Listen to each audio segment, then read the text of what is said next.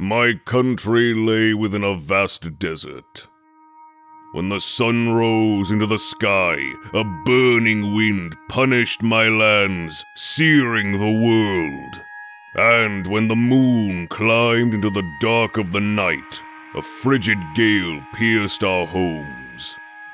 No matter when it came, the wind carried the same thing: death. But the winds that blew across the green fields of Hyrule brought something other than suffering and ruin. I coveted that wind, I suppose.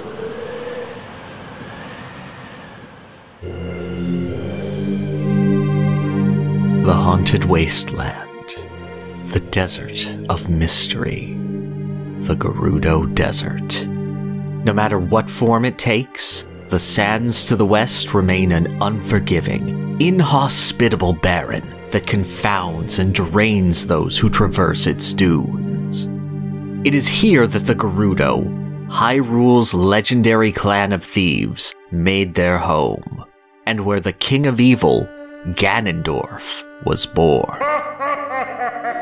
These harsh desert winds were his motivation for conquest, an indignity that his people had to suffer while the Hylians, Zoras, Kokiri, and Gorons were allowed to thrive. Through hardship and envy, Ganondorf would gain power and drench the world in a blight equal to that of his homeland. But though the desert sands are fearsome, Ganondorf's a big baby.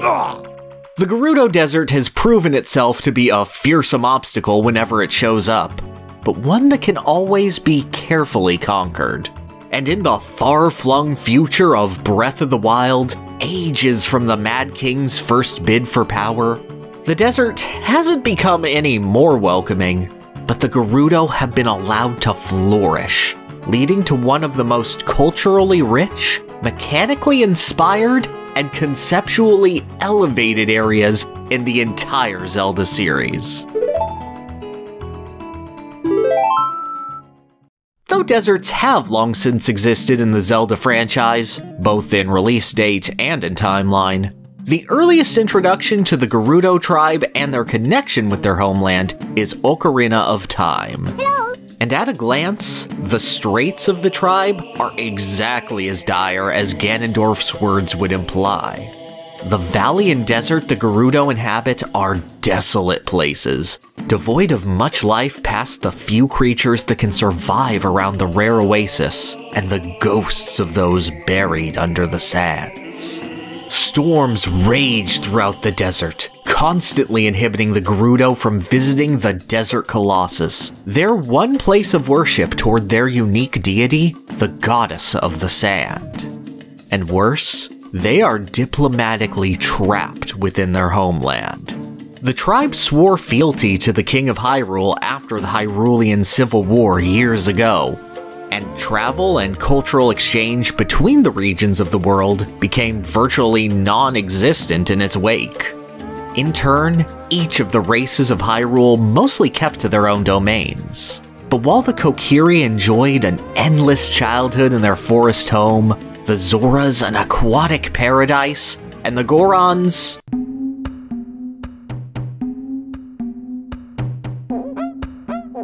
they get to eat yummy rocks. Guess that's cool. The Gerudo are stuck defending their desolate wastes. The tribe of warrior women, long trained in combat, horseback, and stealth, gained a reputation as a band of thieves, taking supplies and boyfriends wherever necessary. And the people of Hyrule turned against them, terrified at the legends of bandit women in the west, decrying their holy shrine as a dark god, blasphemous to the goddess Hylia.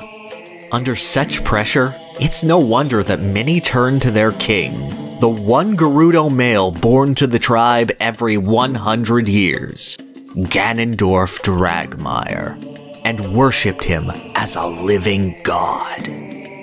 And Ganondorf would repay that, ascending to the throne to plunge the land of Hyrule in a sea of darkness, draining the life out of the prosperous Hylian lands, freezing over the idyllic Zora's domain, bringing horrid mortality to the eternally youthful Kokiri by killing their patron deity and flooding their home with dangerous monsters, and having the gluttonous Gorons fed to a giant lava dragon. But the Gerudo were left untouched by Ganondorf's wrath.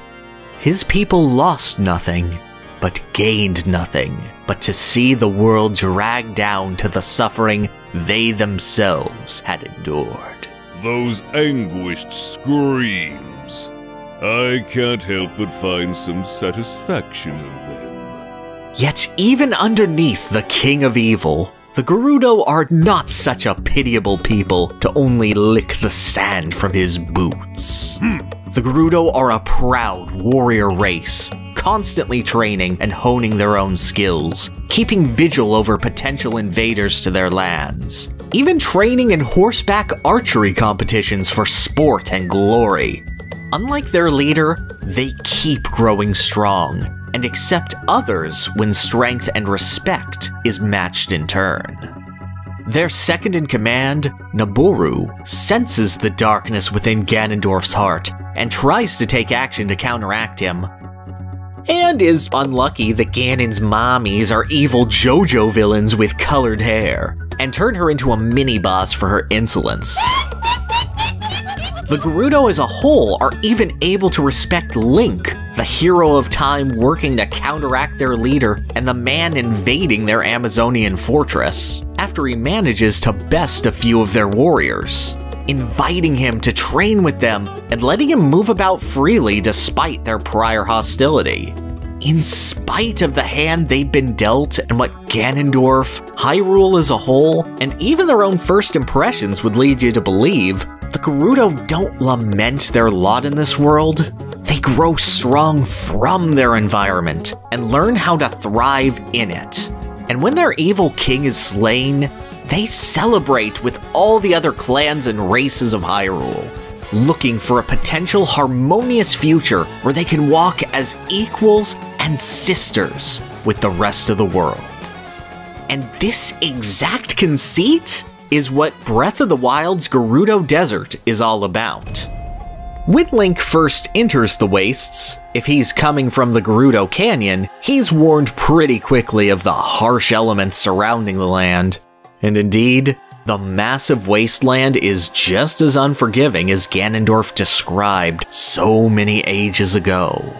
The desert sun is a relentless tormentor, constantly whittling away at the stamina and health of even the hardiest adventurer. And there's no relief at night either, the frigid desert winds creating a chill that whittles the body and soul. Stal Lizalfos crawling out of the haunted ground at night to pick apart any fools on their burial grounds. Horses refuse to travel the sands, just as in the hollowed wastes of old. And there's not even fun horseback training game to distract you from your cruel, lonely reality. Sandstorms obscure vision almost entirely, even crippling Sheikah Slate technology, cruelly entrapping anyone seeking respite before they die from the intense weather. And woe to those who wander too deeply into the nest of a Molduga, the massive sand sharks glad to emerge from the desert's depths and devour anyone who would foolishly tread in their lairs. Even compared to the scorching heat of Death Mountain, the Gerudo Desert is a horribly oppressive environment.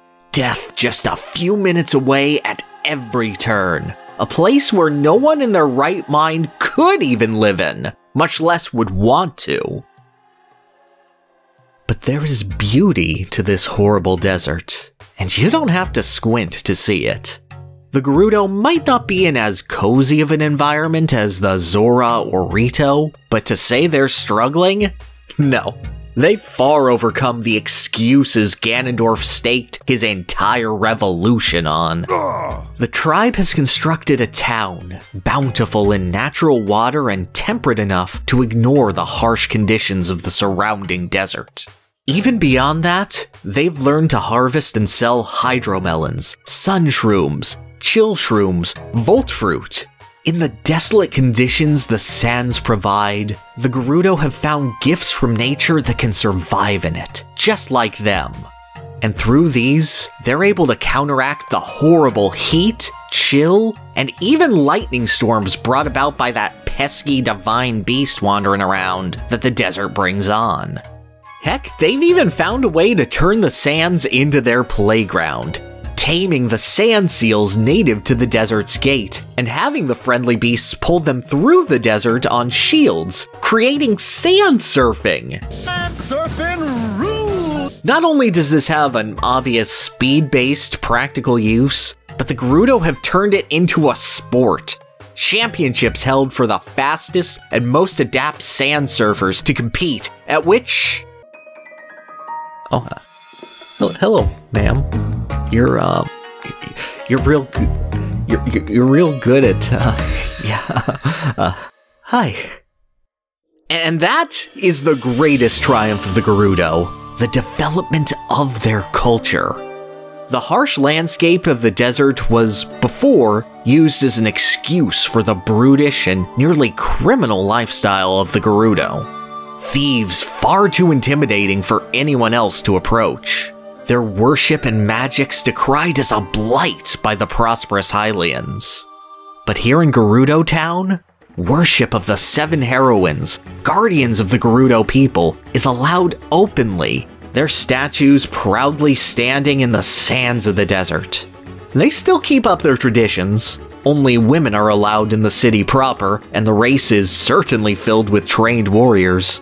But the Gerudo are glad to open their city to any Vi who would care to visit, so much more willing to experience the outside world. A major aspiration for many is to eventually leave Gerudo Town, to settle down with a nice foe and find a happy life in Hyrule outside, returning to the town just to visit and tell stories of the wondrous world outside to those who are still preparing for their exodus. There are spas to wash all that dirt away and leave you shiny and beautiful, secret fetish shops where you can try on men's clothing, just as a treat, even a school dedicated to trying to figure out how to get into a relationship. The Gerudo are pretty charming doofuses when it comes to wanting to know about the world outside. And keep in mind, they're doing all of this inside of the most inhospitable region in the world. Well, the most inhospitable region not directly controlled by Ganon, that is. I think we found the common problem here.